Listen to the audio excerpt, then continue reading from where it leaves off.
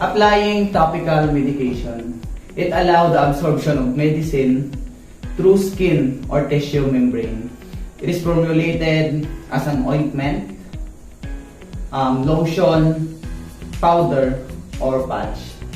So in this video, I'm going to demonstrate to you the skill in applying ointment to the wounded patient. So in here, I have a patient whose name is Ma'am Rosana Permalo Pisalboni, and her wound is located in the right hand, in her right hand. So before we start, all we need to do is to check the MIR result of the patient to know what kind of ointment and what is the prescribed amount of it. So let us check.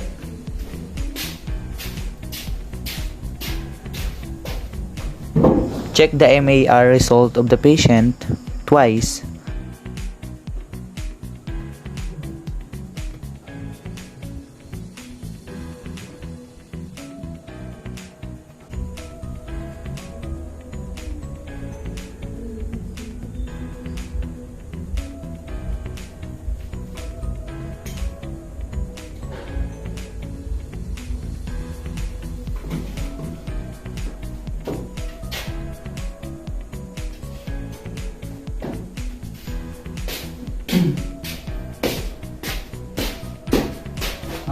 Hi ma'am, I am Nurse Ace Permalo Pisalboni.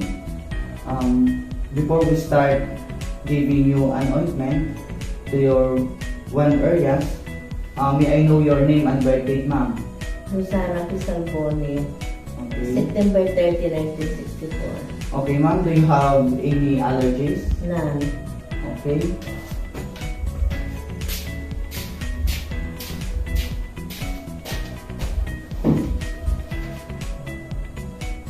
Before giving the ointment to the patient, you need to do the third check.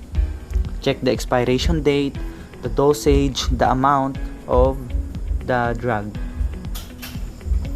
Then have an alcohol before wearing gloves. Keep in mind the 6 strides of medication.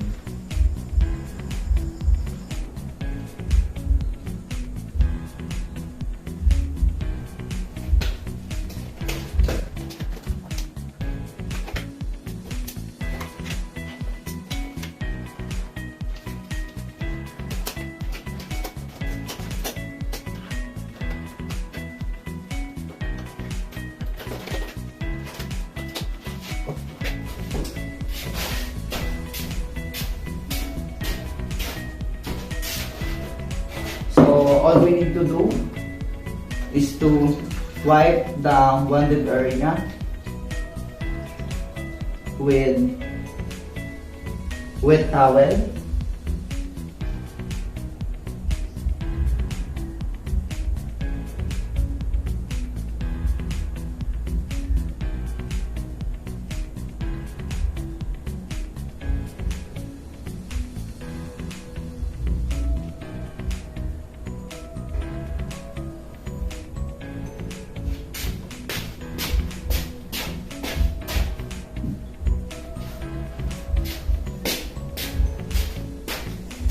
Then dry it.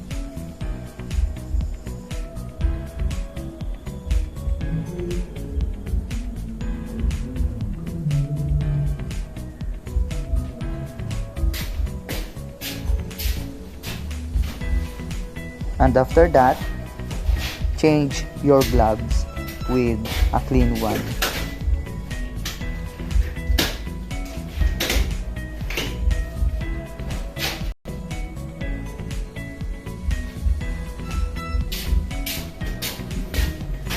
So assuming that this lotion is an ointment, all we need to do is to put the right amount, the prescribed amount of ointment in our hands, then spread it like this. Then after that, put it gently to the wounded area. Follow the product manufacturer's instruction to determine how thick the layer of the medication should be. Then explain the effects of applying it to your patient.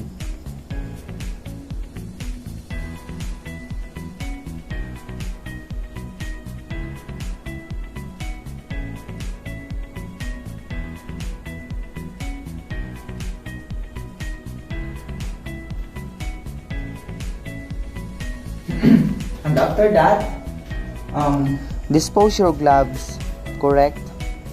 Then make sure to document your medication.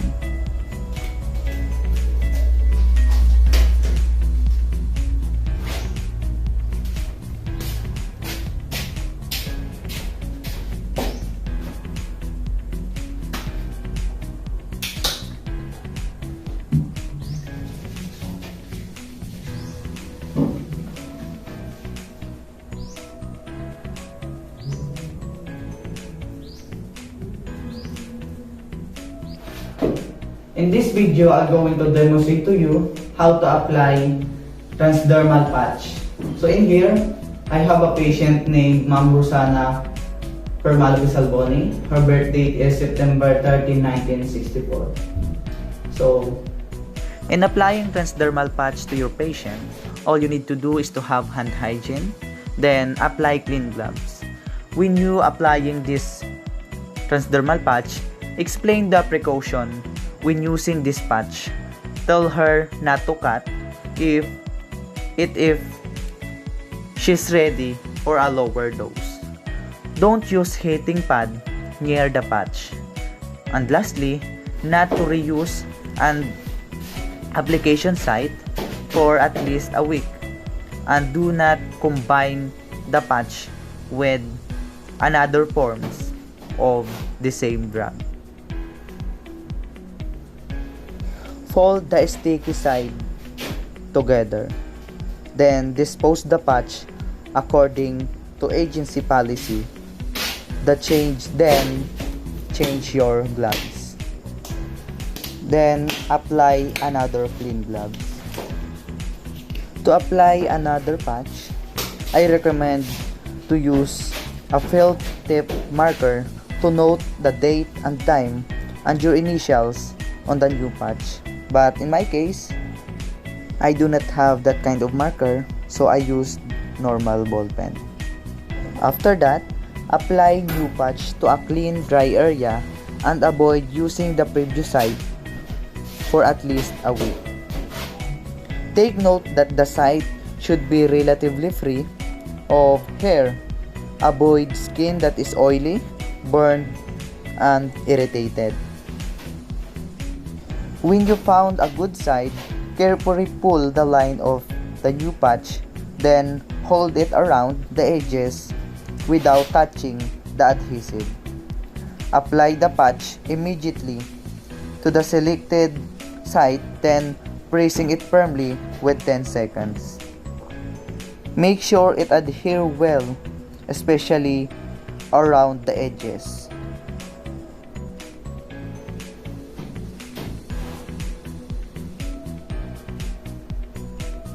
After that, remove your gloves, then dispose it correctly and do your documentation.